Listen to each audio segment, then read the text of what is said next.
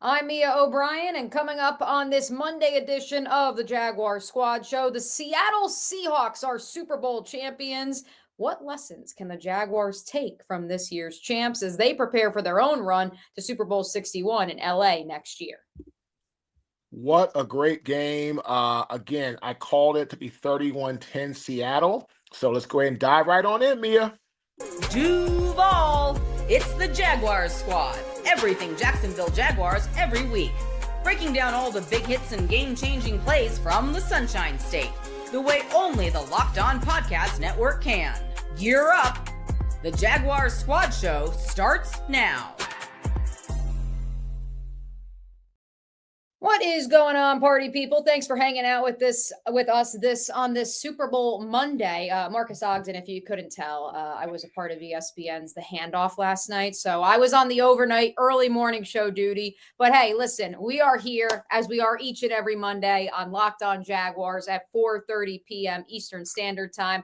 Let's hope that the sleepies don't come back to haunt me. Tony T. Wiggins is in transit on his way back from vacation. He will join us hopefully at some point in the course of today's live program. We appreciate all of you hanging out with us live here on Locked On Jaguars. As always, we encourage you to check out all of our programming on the Locked On Jaguars YouTube channel, as well as being an everydayer and checking out T-Wig shows each and every day. We got you on Mondays and Wednesdays here with the squad. See, there go the sleepies again. We will not be live this upcoming Wednesday because Marques and I will both be traveling later this week. Today's episode is brought to you by FanDuel. The winter games are on, and there's no better way to follow them than with a bet on FanDuel. FanDuel, play your game. You said it, Marques. You were maybe not right on the number, but close to it. Close to it when it came to Super Bowl 60 out in San Francisco, or should I say Santa Clara. Final score Seattle 29, New England 13. Before we dive into the connection to the Jaguars, give us a thought as far as your just musings following this matchup, the rematch of the Super Bowl 12 years ago to the day. Well, both defenses did a phenomenal job playing this game. To only be down 9-0 at half, that shows that the Patriots defense, especially Christian Gonzalez, who was a monster, he was everywhere, breaking up passes, great speed, great ability to break on the ball, great timing. Man, a guy just plays the ball like a ball hawk. So that was the first match I got a chance to watch him like closely in a game, and he didn't disappoint. The defense for New England did a fantastic job, only allowing 9 points, right, in the first half. The problem is the Patriots, and I told you this, right, Mia, when we chat about this all the time, the Patriots were going to have trouble scoring. They were going to have trouble scoring. And, I knew that Will Campbell was a rookie left tackle. I did not know the left guard was a rookie beside him.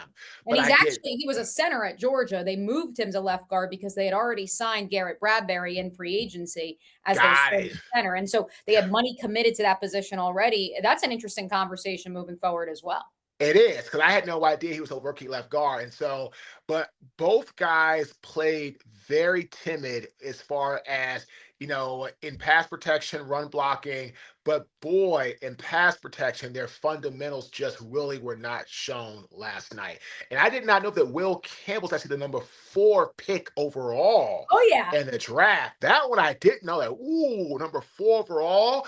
And again, it's not that didn't show signs, but what was really for me disconcerting, he did not show a lot of ability to be gritty. And again, if you beat me because you swipe my hands or you time something or I jump you and I miss, that's one thing. To get constantly bull rushed back to the quarterback and really is taken for a ride a lot of the times, that just showed not good fundamentals. So he struggled with it with knee bend, with punching, and with their weight getting too far on the outside. I actually put a video out on social media today, Mia, and it's got about 5,000 views and climbing already on Instagram and doing well on LinkedIn and Facebook. And I'm talking about how to keep that balance. So my point is the Patriots just were not comfortable on offense. Seattle got a great rhythm going in the second half. Walker did a fantastic job in the second quarter. Those two big runs, I think it was like for like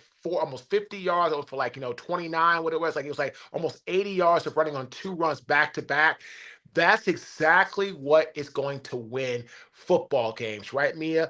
What we talk about all the time: run the football, control the clock, and keep the football out of your opponent's hands. And they did that, and Seattle are now Super Bowl champions.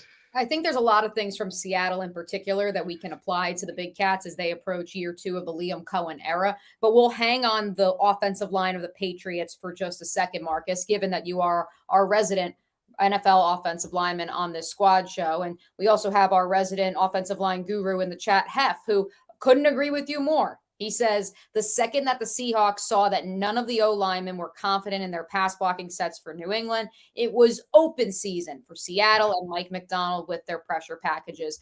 In particular, you just referenced Will Campbell with his inability in terms of staying on his feet and anchoring.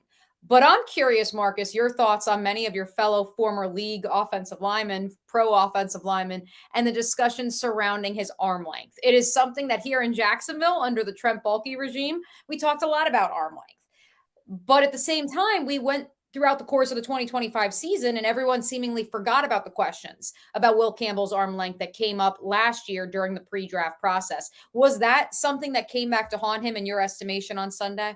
How tall is Will Campbell? How do you know? I mean, do you know?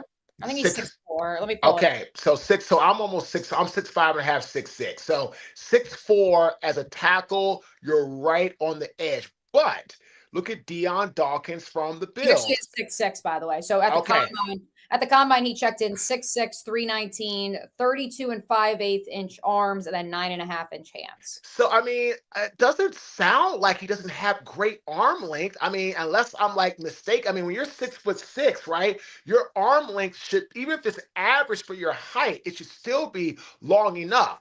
I don't care how long your arms are, Mia. If you don't punch, it doesn't matter. If you don't fire your hands, if you don't use your hands as weapons, if all you're doing at offensive tackle is catching the guy coming in, that's how the sack happened, the first sack. The defensive end number 58 came on a bull rush, right? But here's the thing. I was like, wait a second. He's coming on a bull rush, but you have slide protection help. If you know you have slide protection help coming from your left guard, why are you quote unquote short setting the defensive end, which means giving him the outside lane to go? If you know you're having slide protection help, be more aggressive, jump him, give him the don't let him go outside because you have no help outside. You have help inside. And what happened is the left guard hit 58 and bounced him to the outside.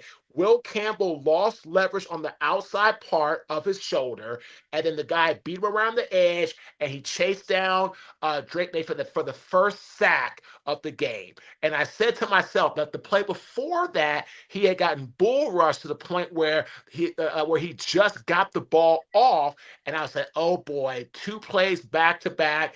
One's a bull, one's bull to a sack. I said, if they don't change the protection, and honestly, Josh McDaniels should know better. You should know better. You got 2 rookies on your left side.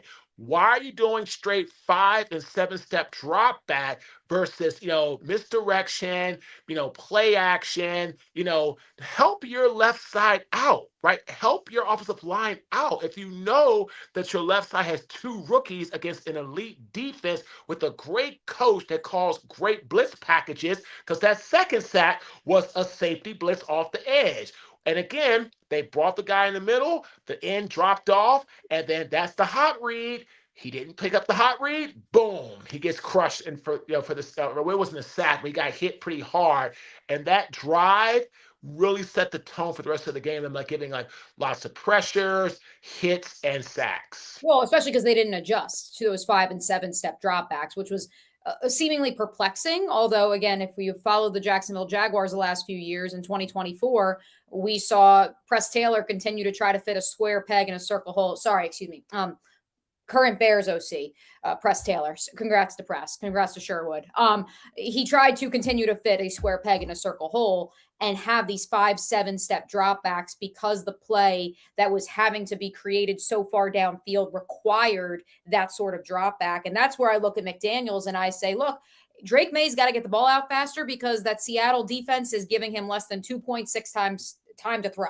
Like, you've got to get the ball out. And instead they were trying to create these plays that required so many things to go right downfield and for the offensive line to hold in those 5-set protections. And that was really surprising to me, considering this is the assistant coach of the year. This is someone who has been in the big dance before. And then you couple that, Marcus, with 13 carries for the running backs total between the two tailbacks, Ramondre Stevenson and Travion Henderson, for 42 yards. The reason that the New England Patriots beat the Denver Broncos, in addition to Bo Nix's injury, was the fact that they did not give up on the run on that snowy day at Mile High. I don't know if they gave up on the run or they just never planned on implementing it. If you go back to the Jaguars' Week 6 showdown with Seattle, Liam Cohen, to an extent, you could argue, also argued, hey, we know we can't run on Seattle, so we're going to try to implement this short passing attack. McDaniels didn't even try to do that. And so it was a little surprising to see the game plan for New England. I was super stunned to see that Travion Henderson got so little carries in the Super Bowl. I was like, what is happening here?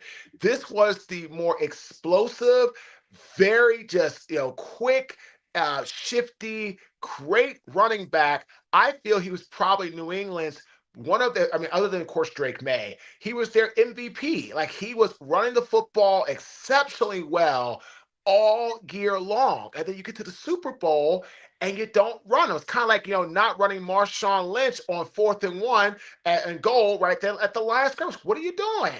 So it was absolutely perplexing to me that they literally did not give the ball to Henderson, that they didn't run the ball more. And again, everybody, what you do, my opinion, right? If you want to stretch the field, that's fine. You got Hunter. I think it's Hunter. I think Hayes, the tight end. What's Hunter the Henry. Hunter Henry, right? Hunter Henry, right? The tight end. Keep him in to help chip, right, and help give Morgan Moses some real chip help, right? Check. Then take your line and slide to the protection to your weaker side, right? Take Bradbury and the left guard and your left tackle. You can go slide protection to the left and go base protection to the right. And if you need help with your right tackle, have Hunter Henry in there to chip and then release. Or how about having one of these running backs even help, Marcus, because you weren't even running them, so you might as well use them in pass pro. I agree with that, right? Or you can go base protection and have your running back chip the left for the left tackle. Like, that's what you could do. I mean, or you could have, go base protection and have your running back scan the left side from center to left guard to left tackle, and whoever looks like they need help, you can then go there and help them pick if they don't. Now, the problem is when you do that, though, you have to remember teams are going to blitz. So when the blitz comes, your running back or the lineman have to adjust, and somebody's gonna have to take the guy that's blitzing. And that's where I feel Seattle, they were much more creative, much more innovative, and much more aggressive, right, than the Patriots offense. I kind of felt the Patriots offense, especially in the first half, they were playing field position not to lose, trying to go into the half only down 6-0, 9-0, which they were. And they were counting on hopefully having some second half adjustments come in. Yeah, that did not happen. And so that's what I feel was really that missed the mark. It's something that we saw wire to wire throughout the course of Seattle's 2025 season. Teams would prepare, and then they would seemingly be flummoxed with what was presented by Mike McDonald. In particular, those nickel blitzes you alluded to, Marcus. Devin Witherspoon had double as many nickel blitzes in this game as he had all season long. I believe it was Witherspoon. It was either him or it was Joby. It was Witherspoon, yep. And so therefore, Mike McDonald had all of this ammunition saved, ready to go for the big game. And that's a tribute to a young coach at 38 years old who is now a Super Bowl champion and who, in my estimation, just like everyone is looking for the next McVay, Everyone is going to be looking for the next Mike Macdonald. Baltimore may already have it in Jesse Minter, his successor as the defensive coordinator at the University of Michigan. But to that point, Marcus, here in Jacksonville, I think that the system with Anthony Campanelle and Liam Cohen works. And so I don't want to say that this is an organization that has to go get a influence from the Mike Macdonald tree to bring in here. What I will say that I think the Jaguars can take away from Seattle's success, number one, much like what we just talked about with the flaws to New England, big people win, and big people who use their technique to win, especially win.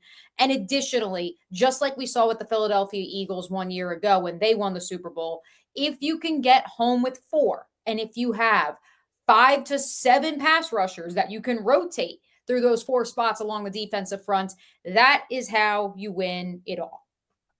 Because defense is going to always put pressure on the offense if the defense has a good ability to get after the quarterback, right? So again, it comes down to your technique. It comes down to your play calling. The Seahawks, I could just tell from like the first couple of drives, I said, okay, they're 3-0, back and forth, punt, 6-0. But I could see the aggressiveness of the Patriots not matching the aggressiveness of the Seahawks.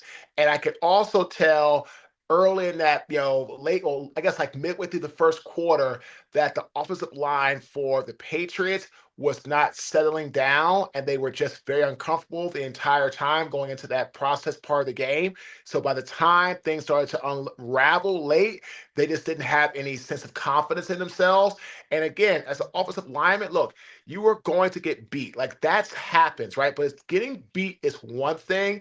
Getting beat over and over again with the same type of speed to bull, things like that, and when you're not punching, that's what I did not like, right? Again, I know how hard it is to play offensive lineman in the NFL, especially left tackle. So I get that. And again, I don't mind you losing battles too. That happens. But for God's sake, you have to go out there and fight. And you have to go out there and do the best you can, at least take the fight to them. And I feel that's what was lacking with New England. And I feel that was the big difference between the W for Seattle and the loss for New England. So let's bring it back to the Big Cats, Marcus. If you are Jacksonville, you watched this game last night, whether you're Liam Cohen, James Gladstone, Tony Baselli, a coach, a player, what is your biggest takeaway? Is it one of these points we just made? Is it this idea of, we may have to go defensive line with our first 3 picks because that is what the recipe for success is in 2026 in the league? I mean, Mia, absolutely. Look at what happened with Philadelphia year prior. Look at Seattle yesterday, right? Defenses win the game, right? Look at the Texans. The Texans on offense were really not that great. The Texans defense kept them active and winning for the most part of the second half of the season, got them to the playoffs, right? And again, the Texans, honestly, if their offense would have shown any sign of life against New England, they would have won.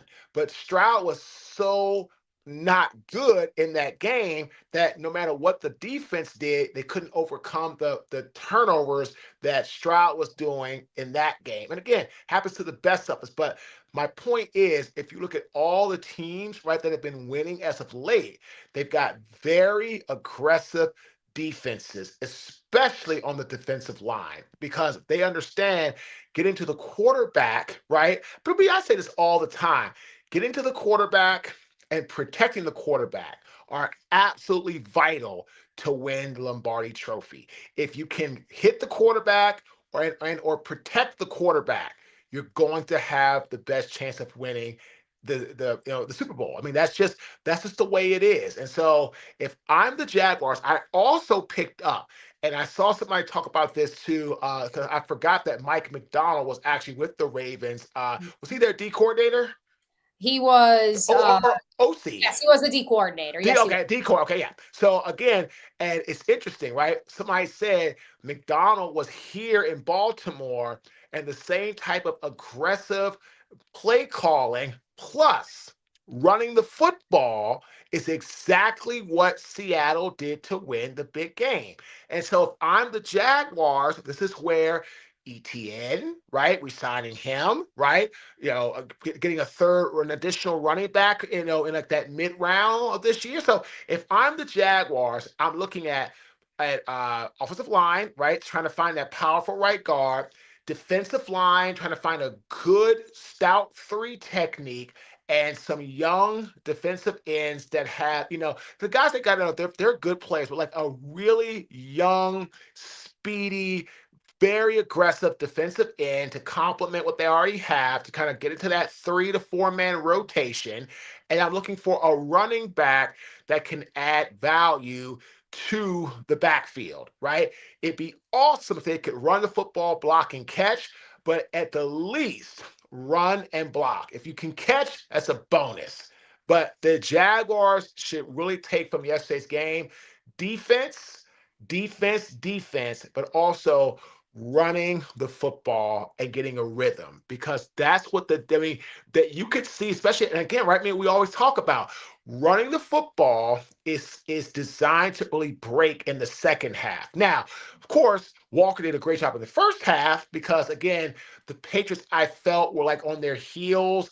They were expecting more throws to I don't know how to pronounce his name, Smith, the wide receiver number 11. I don't know how to pronounce his name. Jackson Smith and Jigba. Yeah, right. Yeah, Jackson Smith, right? They were looking to go JSN. to him. You can just call him Yeah, JSN. right, the JSN, right? And again, the Patriots were ready for that. They had a great stuff going in the secondary, but they truly were not expecting that type of running attack. And I feel that's where the Seahawks really earned their money yesterday, and it was huge. From Top 4M Florida, the Jags defensive line can stop the run, but they can't get to the quarterback consistently. That is a point Top 4 Florida that we will most definitely be hitting in the weeks to come as the pre-draft process really kicks into high gear here in Duval County. I do want to note, just because I was curious, Marcus, I went back. The Jaguars also had 14 running back carries for a grand total of 38 yards against the Seattle Seahawks. Yeah, and here's the thing, right, man? Like, Mia, what happens is I think sometimes... Actually, it was 43. We had one more yard. I miscalculated. That was Trevor Lawrence's rushing. So 43, one more rushing yard than the Patriots running backs had yesterday. Awesome. So the problem I feel is that a team has to understand that you cannot be afraid of a team's aura or their mystique or their whole stuff, like their whole they've got like that match where you can't run the football, you're buying into the hype. And what happens is when you do that, you end up playing right into their hands, right? If a team says you can't run on us, what am I going to do? I'm going to run the football, right? I'm going to really try to run the football. And this is where you establish some sort of, rhythm. And again, what that allows you to do, your offensive line gets to be aggressive going forward and not backpedaling up in pass protection so much all the time. So, but again, like I said, I was very surprised at the play calling and the lack of creativity from Josh McDaniels. And I was also very surprised at the lack of usage of Travion Henderson. As Liam Cohen says, it can't be about them. It has to be about us. Let's take a timeout. The Seahawks and the Patriots weren't the only thing going down in San Francisco this week. We react to not only Liam Cohen and Trevor Lawrence's performance at the polls at the NFL honors, but also some comments from Pro Bowl linebacker Devin Lloyd at the Pro Bowl games. That's next here on a Monday edition of the Jaguar Squad Show.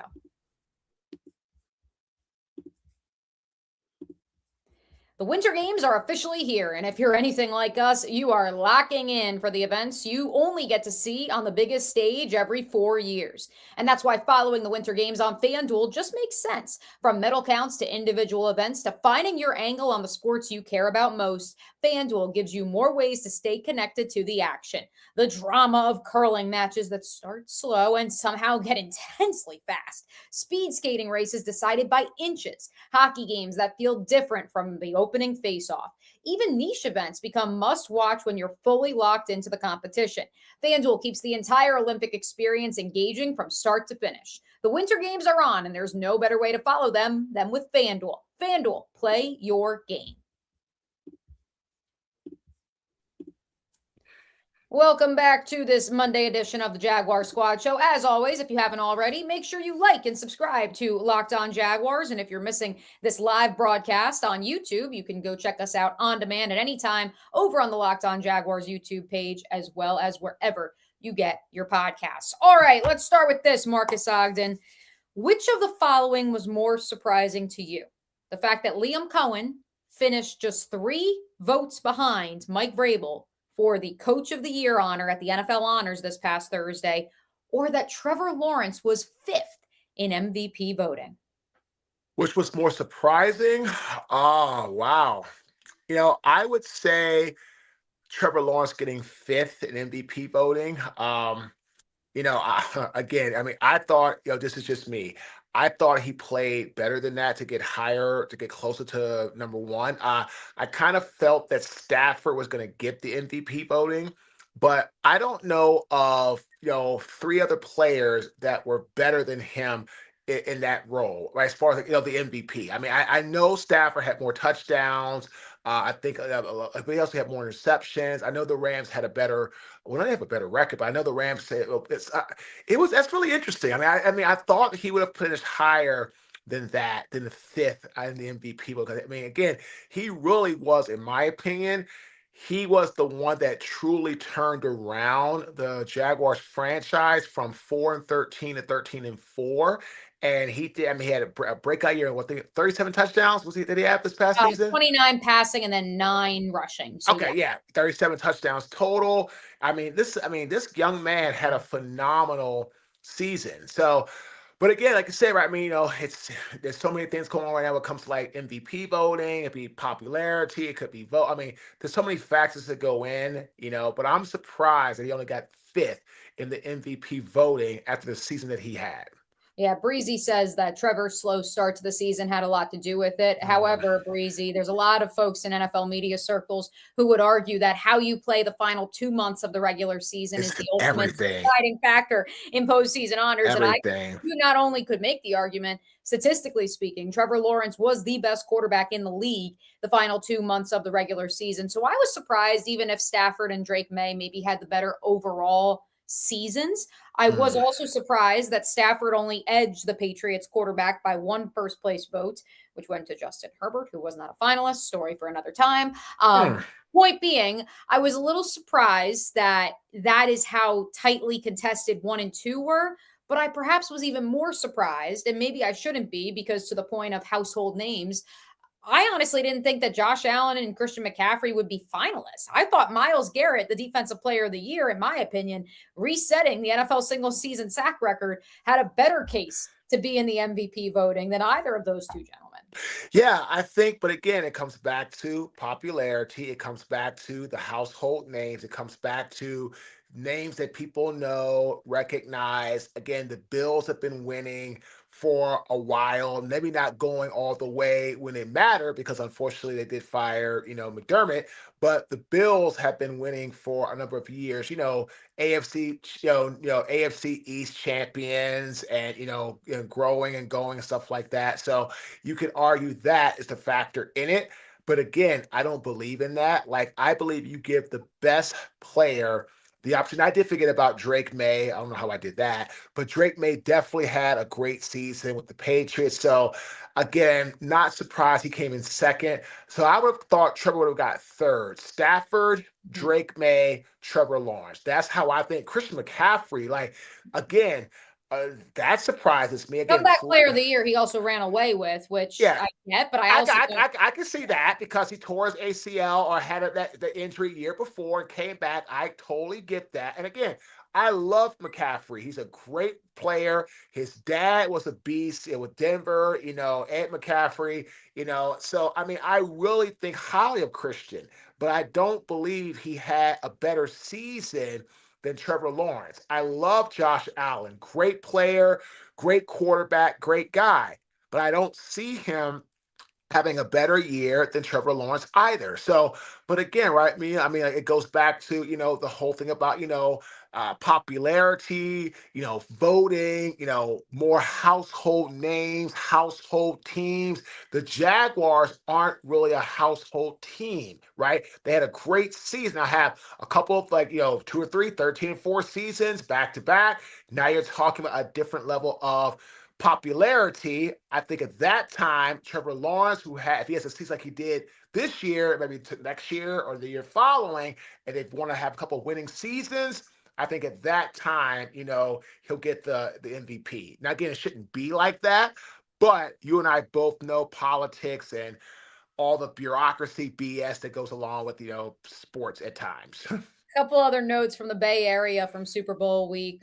Congrats to Logan Cook, the Jaguars punter, who was among the Walter Payton Man of the Year finalists. That award ultimately went to Bobby Wagner and was presented by reigning Walter Payton Man of the Year, Jaguars defensive lineman Eric Armstead. The Jaguars had 2 Pro Bowlers in Devin Lloyd and Ross Matisic. More on that here in just a second. Cam Little was also hanging around the San Francisco area. Shout out to Cam Little. A lot of interviews. I had a lot of friends who were interviewing Cam Little on Radio Row, and they were like, this guy is awesome. So just wanted to shout out Cam. He didn't get any awards, but he was hanging out on the red carpet and just, being the record holder for the longest field goal in NFL history. So shout out to Cam. Back to the Devin Lloyd of it all. So the Jaguars, 2 Pro Bowlers in Lloyd and Ross Matisic, their long snapper, his 3rd Pro Bowl games. Devin was asked by NFL.com about the situation with Jacksonville, given that he is a pending free agent. He said in part that he prefers to stay in Jacksonville, but he has not had talks with the team about his future. Additional quote for you, Marcus, from Devin Lloyd at the Pro Bowl games in San Francisco last week. Quote, I want to be where God wants me to be. For me, being back in Jacksonville, my mom lives out there. Obviously my lady is out there. There are a lot of pros to being there. And so for me, it's just about being in the right spot. Ultimately, that's the number one most important thing, being in the right spot. When you hear that, we made the case on last Wednesday's program. You tell me, is Devin Lloyd back in the teal and black in 2026? I mean, to me, it sounds like he is. I mean, he wants to be here. I mean, again, saying you want to be in the right spot. I mean, again, what he's saying, his mom's there, his lady's there, he wants to be there. Now, you said it best. The Jaguars and him have had no conversations. So that's not good, because if you really want him to be there, you need to start having conversation with him now, to start having dialogue about what that would look like. So I feel that Devin Lloyd wants to be there. Do the Jaguars want him there? Again, you're talking about a lot of cap space. You're talking about a lot of money for a very, very good player, but it's a position you can fill not with ease, but it's easier to find a Mike linebacker than it is a left tackle or a great corner or a great defensive end or a great quarterback. So I feel he wants to be there. I hope he comes back there. I feel he will, but the Jaguars need to start having conversations with him. Otherwise, I feel you get into like March and you all haven't had any real type of dialogue. I think free agency starts in in April? March. It'll be March 9th will be the legal time. So once March 9th hits, if you haven't had conversations like you talked about, right? Clint Kubiak now and with the Raiders, he'll drop some money, right? They need players. They need veteran leadership. And again, he's going to come off a Super Bowl high. And he knows, right? Defense wins championships. Get a great veteran middle linebacker at a great price that he feels. Again, you got all that open cap space. About $100 million. You can take about 20 to 30% of that on one player. If that player can show he has great leadership skills, it's a great fit. So there's just things out there, right, Mia? I mean, you just don't know. We also had a question regarding the salary cap with the Seattle Seahawks from King David a little bit earlier. Not saying that Devin Lloyd's going to go out to Seattle, but yes, they are 6th in available cap space as of the most recent numbers that have been presented at overthecap.com, despite the fact that, yes, they just won the Super Bowl and they still have to pay some folks but then they will still have money to spend, which is pretty wild. And it speaks to John Schneider's drafting acumen the last 4 years. That's what I was just about to say. When a team has that type of open cap space and they win the Lombardi Trophy, that shows you that they draft excellent for their team, and they know how to find the right players. They know how, for example, I know they got like the left guard who was like a mid-round pick from North Dakota State. He was a left tackle. Now he's their He was starting a first-round pick, but later in the first round. In the first round. I mean, so like, oh no, you're thinking of the center, Jalen Sundell. He was an undrafted free agent. So okay. The center was undrafted. The left guard was a first-round pick, and they of course were reunited from their college days. Right, and so again, so this comes back to being able to draft. It also comes back to being able to identify talent and look at certain talent, certain positions. That's everything. And I tell people all the time, if you're going to win the Lombardi Trophy, about 70 million, 70% of that has to come from your draft, and drafting players that work their way up your camp. Again, like JSN was drafted by the Seahawks. The left guard was drafted, right? Their offensive linemen were drafted. They made some key pickups to Marcus Lawrence, Sam Darnold. But if you look at the Seahawks, majority of their offense and defense and their main players are draft picks that have come up the farm. And that's where you win in the National Football League. You draft well, and you start thinking about, okay, well, I've got guys moving out of positions. How can I draft young talent that I know is going to be locked up for 3 to 5 years minimum, right, on my schedule, and it's not going to hurt my cap space to go out and get that maybe two or three really crafty, good veterans to add to the class of people that have been drafted by us that are working their way up the ladder and progressing into their positions, just like we anticipated they would when we drafted them in the first place. Who might the Jaguars draft in the upcoming NFL draft? No first-round pick, but certainly, as Marcus alluded to, second and third round picks. The Jaguars have 4 on day 2 of April's NFL draft, and they can find similar building blocks, much like the Seahawks did not too long ago. We're going to introduce you to not 1, but 2 potential fits for the Big Cats when we return here on this Monday edition of the Locked On Jaguar Squad Show. If you've ever hired someone who looked good on paper but wasn't the right fit, you know how important it is. When you want a candidate who truly matches what you're looking for, trust Indeed sponsored jobs. Hiring? Indeed is all you need. Stop struggling to get your job post seen on other sites. Indeed sponsored jobs puts your post at the top of the page and helps you reach the right candidates faster. If I needed to hire someone for this show, I'd go straight to Indeed and be very specific about what I need. Real experience, not just a resume buzzword. Instead of struggling to get your job post seen, Indeed Sponsored Jobs helps your listing stand out and reach quality candidates faster.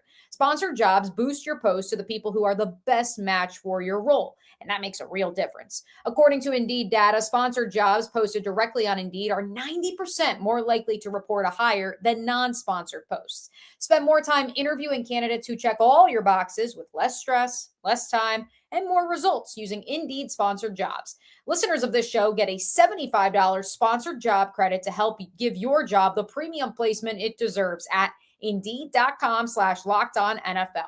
Just go to Indeed.com/LockedOnNFL right now and support the show by saying you heard about Indeed on this podcast. Terms and conditions apply. Hiring? Do it the right way with Indeed.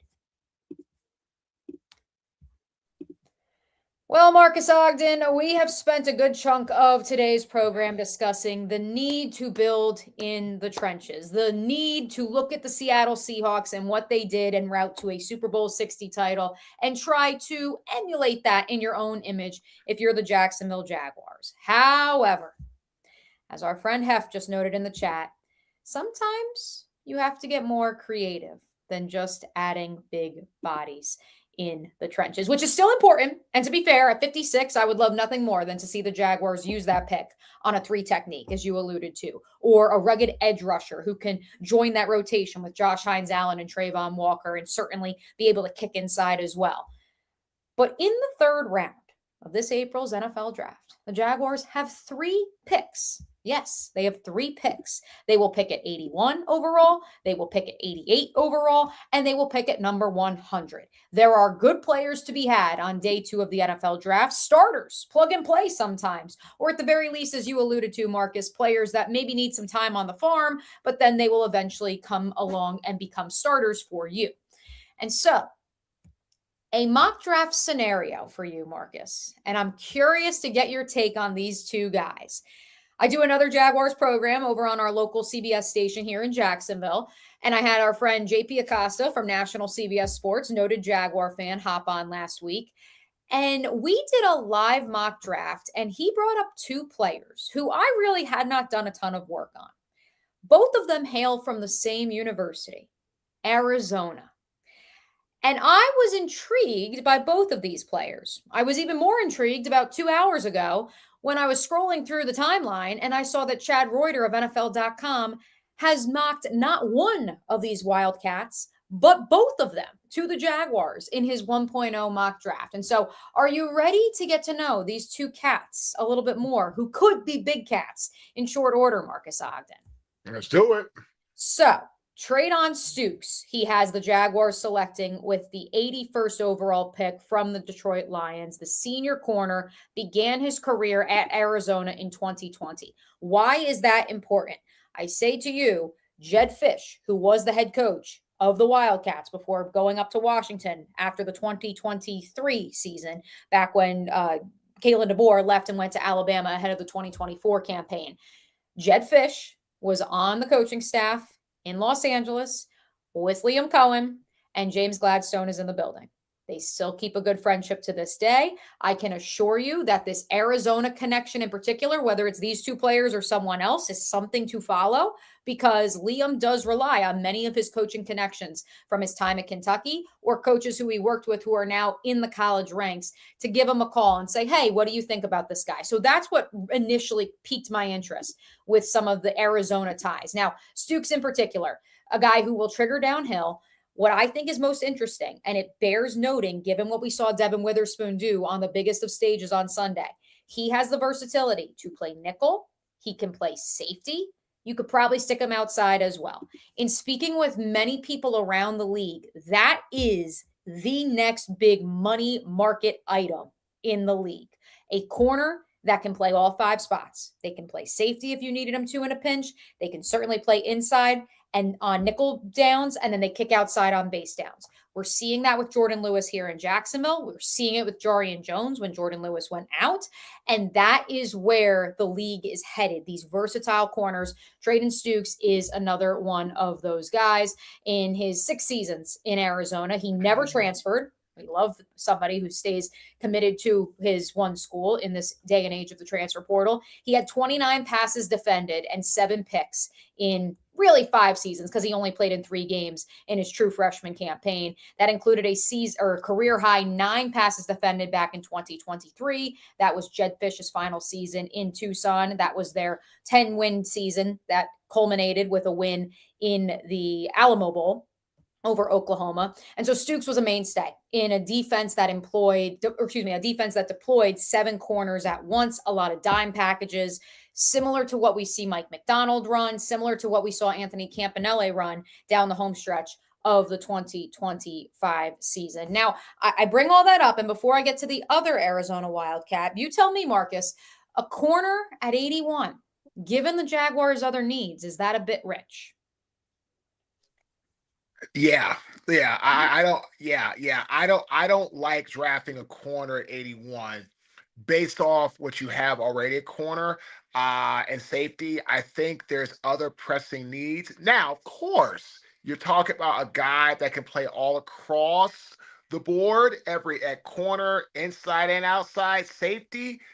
Maybe you take him at 81, right? But again, I feel you're going to have to really evaluate, because again, you took Travis Hunter, right? At number 2 overall, right? Number 2 overall. So do you really want to go that route, right, and go into another corner at 81 when you have other pressing needs, I feel, at 81.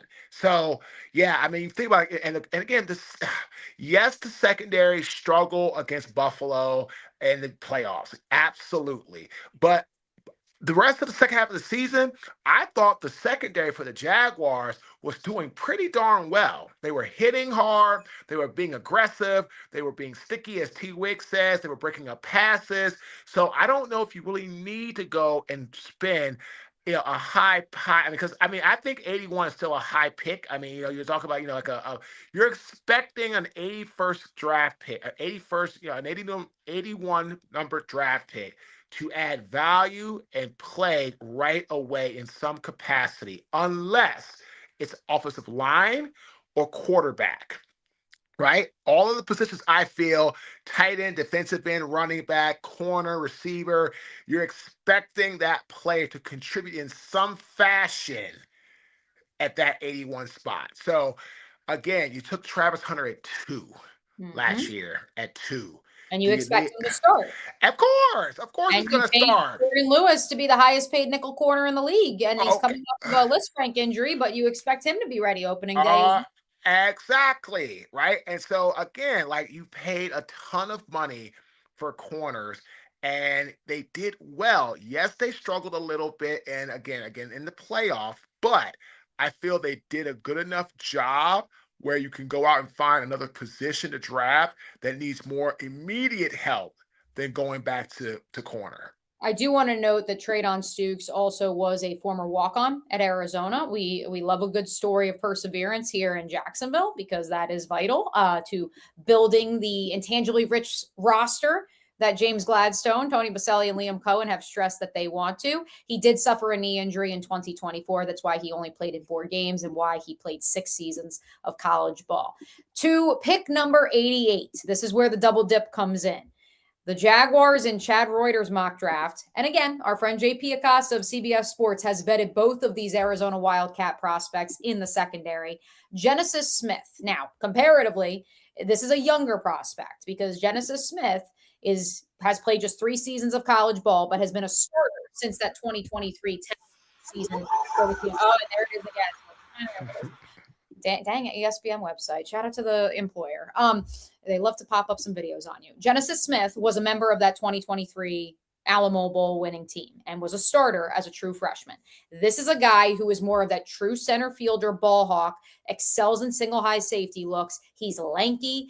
That is the type of guy that I think the Jaguars could use a 3rd round pick on, despite the fact that they have other needs, because remodeling that safety room was a point of emphasis for this regime when they arrived last year. I do not believe it's a finished product. There's been a critique league-wide of the Jaguars have a ton of great box safeties. They don't have that true ball-hawking center fielder. Genesis Smith could potentially be that guy. Across his 24 career games, 103 tackles, 16 interceptions.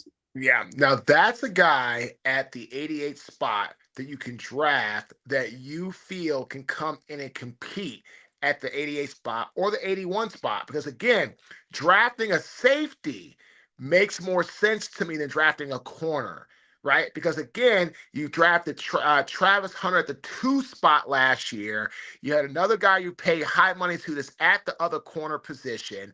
And so you got a lot more people that can play the corner on the field. When Travis Hunter comes back, your room gets a huge upgrade and a huge boost. The safety position, though, and I think you're 100% right, the safety position is one where the Jaguars could use a very good, I call it an Ed Reed type of ball hawk, right? That type of player. You're going to very rarely ever find a true tackling machine and ball hawk like you had in Troy Polamalu. That may never hit the NFL again. But Ed Reed, that may never hit the NFL again either. But you're more likely to find a guy like an Ed Reed, like a tall, lanky, great range, can go sideline to sideline, ball hawk type of safety than you are a Troy Polamalu, who is just that rare breed of come up and hit you. Ball hawk could actually catch pretty well too as a strong safety. So I feel safety is a good pick for the Jaguars. Now, again, Do you go that high? I don't know. So maybe You did take also draft Caleb Ransaw last year with your first third-round pick. He essentially had to take a redshirt year because of the Lisfranc injury. So do you go back-to-back seasons in which you draft a safety in the third round? see. I don't. I mean, did in the camp that he didn't play last year? No, So because he got hurt in training right, camp, so he never right. played. So do you draft the guy? I mean, I don't know. He's more, I mean, that's the thing. We really don't know what Caleb Ransaw is. The expectation is that he would be more of a box safety, but there also was an expectation that he's kind of versatile and can play both. And so he's an unknown entity at this point in time. So again, you're talking about drafting. Like this is where it gets dicey, right? So it all depends on free agency, what moves you make, who leaves, who goes where, to then say, okay, you should draft this type of player at this position. You need to know who's going to be re-signed, who's going to move on, what veterans can you get at certain positions to come in for maybe a little bit cheaper than you maybe maybe they've got an open market rate where you feel that's really a good price for them to come in to add value to your team. I mean, I don't know. So, but again, drafting a corner and it's number 2 overall, a safety third round. I mean, again, you could use that pick on a bruising right guard that can maybe come in and compete. You could use it on a dominant D tackle that can help you, set the edge at that 3 technique and help you get more B gap push and penetration, right? You can find a shifty, speedy, very aggressive type of, edge rusher to complement Josh Hines Allen and Travion Walker. So again, right, Mia, it's like this is where I feel the Jaguar staff is sensational at looking at big picture, and I don't know who's going to stay with the Jaguars, who's going to move on. But again, based off what I'm hearing, there's other positions you could draft, especially you got some young guys coming in that you really don't know. Travis Hunter was just getting to stride and then he Right. got hurt. And he was crushing it on both sides of the ball, but I saw more from him as a very good blanket corner than I did at receiver. He was great at receiver too, but I saw great flashes of like a young prime time, which doesn't surprise me. He's been coached by Dion for so long, right? I saw flashes of a great prime time in Travis Hunter. So I'm excited to have him back, the other third round safety back, and let's see what can happen, right? But again, you always know you can draft the player for insurance. It just all depends on what they feel is going to happen once free agency starts. Let's take the quickest time out in the history of Locked On Jaguar Squad Show because Marcus has to run in 5 minutes, and so do we. When we return across the league, Marcus, I need you to start cooking for us.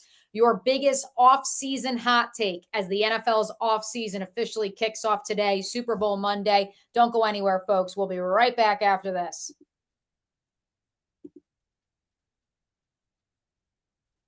I told you that was going to be the shortest commercial break in the history of the Locked On Jaguar Squad Show. Marcus Ogden didn't believe me. Tony T. Wiggins is making his way back from Las Vegas for a well-deserved vacation. Again, programming notes, since I know a bunch of you guys hopped in the chat and joined us live here a little bit later in the program. No show on Wednesday. Marcus and I are both traveling. We will have a schedule for you next week here in the days ahead. But T-Wig has you guys covered, you everydayers, each and every day of the week here on the Locked On Jaguar Squad Show. All right, Marcus, lay it on me. I spent 3 hours this morning on ESPN radio looking ahead to Super Bowl 61, looking ahead to the 2026 season in the National Football League. We talked about the long shot odds to win the Super Bowl. We talked about the head coaches that could go from worst to first-time hires that could make it all the way to the big dance. For you, what is your hottest take entering the offseason of 2026? So for me, honestly, it's going to be what in the world happens in the AFC North. There's just been so much like new coaches, change. Again, we're going to not have John Harbaugh for the first time in 18 years. You're not going to have Mike Tomlin for the first time in 19 years, right? How does Jesse Minter do? Like, what does he look like, right? What is that going to be, right? That's going to be a big one, right? What does Mike McCarthy do in Pittsburgh? That's going to be a big one, right? And what's going to happen in in Cleveland with that, debacle. So I'm very interested to see what happens, right, Mia, in the AFC North. That's going to be a very interesting development. That's going to be a great story for the entire season with a coach who doesn't belong in the one in Cleveland, one who I'm interested to see how he does in Baltimore, and one that, after some deep thought, I mean, McCarthy actually had some good success in Green Bay, had some good success in Dallas. So, but again, who's going to be his quarterback? I mean, we don't know what's going to happen there. So I'm definitely, and then we got Cincinnati with Joe Burrow, who is, great guy, just can't stay healthy. So I think the AFC North is going to be the storyline of the new season with two of the longest tenure head coaches no longer being there. I think that's going to be one that's going to take a look at. I love it because I may or may not have predicted that, much like Mike Vrabel this year, Jesse Minter could guide the Baltimore Ravens to the promised land, where they have not been since 2013 in his first season as the head coach of the Baltimore Ravens. It's a hot take, perhaps, I don't see it. I hope you're right. But I think Baltimore just has, again, I love my Ravens. I just don't know how much is left in the tank with the guys they have. And the Ravens need some really key pieces on defense. Now, I am happy that my boy Anthony Weaver is the defensive coordinator. That's a great move for Baltimore. And just to mention, again, I don't have a problem with Minter. I don't really know him that well, so I'm hoping that could be good. But I'm just wondering how much is left in the tank with Lamar and Derrick Henry and their superstars, and they still need a big wide receiver in Baltimore. DeAndre Hopkins is a great player, but he's not who he once was, 10 plus years ago. They need a big time wide receiver that can stretch the field. I'm not going to say a JSN because that's ridiculous. I mean, you're not going to find that a lot anywhere, but the Ravens need a big wide receiver, and they need a really big, aggressive pass rusher to really be consistent and getting pass rush at that spot. So I love my Ravens. I want them to win a Super Bowl. I don't know if they can get some of the key things they need in place right away. But again, hey, you know what? It's like the old sayings, any given Sunday. I'm also fascinated to see your friend Anthony Weaver's defensive staff, in which they've literally just plucked from every single great defense in college, and they've brought college coaches in. Not a ton of experience on the staff, a ton of college experience. And that's why I'm really excited, because there has to be a method to the madness for this tandem of Weaver and Minter. I know you have to run, Marcus. So since you brought up the Cincinnati Bengals, I will give you my hot take. No, I don't think Joe Burrow's going anywhere. But I do think we will see at least one current starting quarterback, not named Kyler Murray and Tua Tagovailoa, traded this offseason. Leading candidate, especially with a lot of the smoke coming out of the Bay Area in Super Bowl week, would be J.J. McCarthy, given the dismissal of their general manager 2 weeks ago during the Senior Bowl week, given the reports that maybe Kevin O'Connell is not as high on the former Michigan product as many believed him to be. And there is so much smoke, Marcus, that Kirk Cousins' reunion in Minnesota could be imminent. Derek Carr could be coming out of retirement, which he could be a logical connection there to Minnesota, just because we know what KOC has been able to do with journeyman quarterback, whether that be Sam Darnold or Cousins. And so I'm fascinated. I am fascinated to see the quarterback movement this offseason, because while I do not believe the Joe Burrow blockbuster trade some people thought may happen will, I do think there will be some movement in the NFC North that could affect the rest of the league. Yeah, I mean, I could definitely see, could see Minnesota moving on from J.J. McCarthy. I don't think him and Kevin O'Connell really had a great chemistry. I don't think he really wanted him there in the first place. So that could be very interesting. Kyler Murray, he great player, but just can't stay healthy. Do you trade him and try to get something for him, right? And get a couple draft picks? Because again, but who's your quarterback then? Is it Jacoby Brissett? That's the problem. Or do you trade Jacoby Brissett, because the Niners came out and said it over the weekend. They are not trading Mac Jones, which also might be gamesmanship to be like, up the price and we will trade Mac Jones. Yeah. Well, I mean, again, like I said, that's the backup there, behind, Brock Purdy. So this is where, chess moves and being in the front office and all the business side of football kicks in. And I'm excited to see what happens because, again, I tell everybody, football is a big business with pads on. That's all it is.